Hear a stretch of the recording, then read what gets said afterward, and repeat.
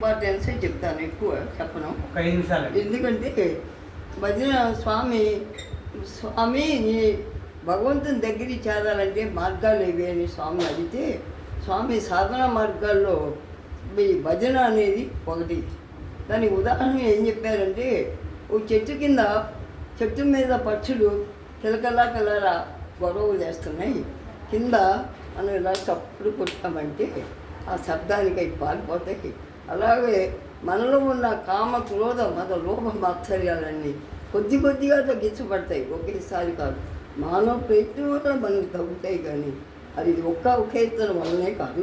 ఎక్కువగా ఎక్కడ జరిగినా, ఎక్కడ భజన జరిగినా కలియుగంలో ఫలించే సాధనం భజన ఒకటి. పూజలు కాదు, యజ్ఞాలు కాదు, ఇవన్నీ కాదు. నామస్మరణ, సంకీర్తన, ప్రేమ, సేవ. సేవ అంటే ఒక సేవ ఇది సేవ ఓడవటం కాదు. వాళ్ళకి రచన ఏ సామర్థ్యాలు, లలిత కళలు ఉంటాయి 16. అందులో ఏ కళ ఉంటే ఆ కళ. నాకు రచనా శక్తి ఉంది, శక్తి ఉంది. ఆ రెండు నేను ఎంచుకుంటున్నాను. ఈ వయసులో నాకు 80 ఏళ్ళు వచ్చినా కూడా స్వామి నాకు ఈ శక్తి ఇచ్చారు అంటే విల్ పవర్. అయ్యే నాకు నేను పనులు చేసుకోలేను, చేతులు జారిపోతాయి, చేతులు ఏమి ఉండవు. కానీ మాట్లాడేటప్పుడు శక్తి వస్తుంది, రచన చేసేటప్పుడు శక్తి వస్తుంది. ఆ యొక్క శక్తులు స్వామి నాకు ఇచ్చారు. తర్వాత బాబా నాకు ఎంత దిగిరంటే, నేను ఏడిస్తే చాలు అసలు ఏడవనివ్వరు, అస్సలు ఏడవద్దు, ఆనందంగా ఉండు, సంతోషంగా ఉండు. ఏడిస్తే రాదు, ఏమీ లేదు. భగవంతుడు బుద్ధుడు చెప్పాడు ఒక మాట, సర్వము క్షణికం క్షణికం క్షణికం. 2 నిమిషాలు వచ్చి పోతాయి బాధలు, కదిలిపోయే మేఘాలు లాంటి. సర్వము దైవమయం దైవమయం, సర్వము శూన్యం.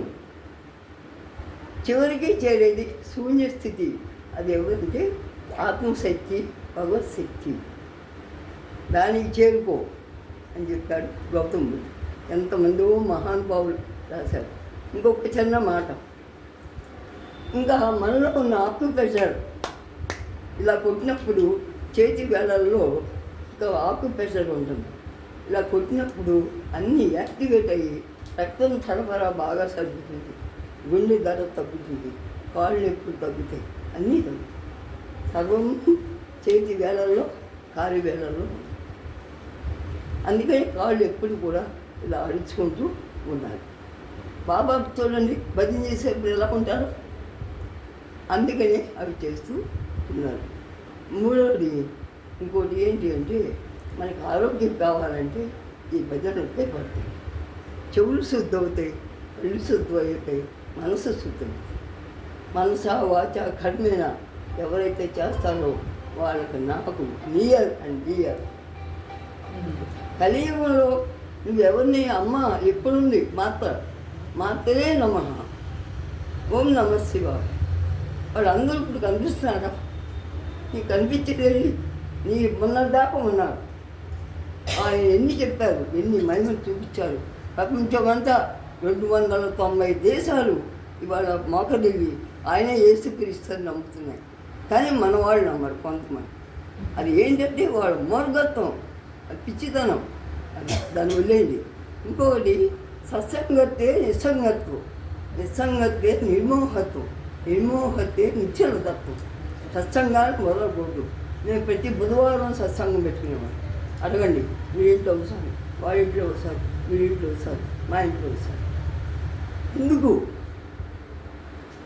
స్వామి గురించి చెప్పడం కాదు, భారతం, భాగవతం, రామాయణం వాటిలో సారాంశం చెప్పేవాడు. అంతా చదవలేదు. భాగవతం ఎంతో, భారతం ఎంతో మనం చదవకమా? స్వామి సూక్ష్మాది స్వరూపంగా చక్కగా వాక్ స్వరూపంగా చెప్పారు. అయ్యి మేము మననం చేసుకునేవాళ్ళు. అందుకే భజన చేసేవాళ్ళు, పుస్తకం చదివేవాళ్ళు, కాసేపు మాట్లాడుకునేవాళ్ళు, బాబా లేదో చెప్పుకునేవాళ్ళు, అష్టపవిత్రులు పిలుచుకున్నాం. అది ఆ రెండు మానవాటుంది. నేను పెద్దదానిగా చెప్తున్నాను. రేపటి సంగతి నాదేంటో తెలియదు. Life is uncertain. ఉన్ననాడే మంది. వందనాలు సద్వినియోగం చేసుకో అంతే సరే సాయి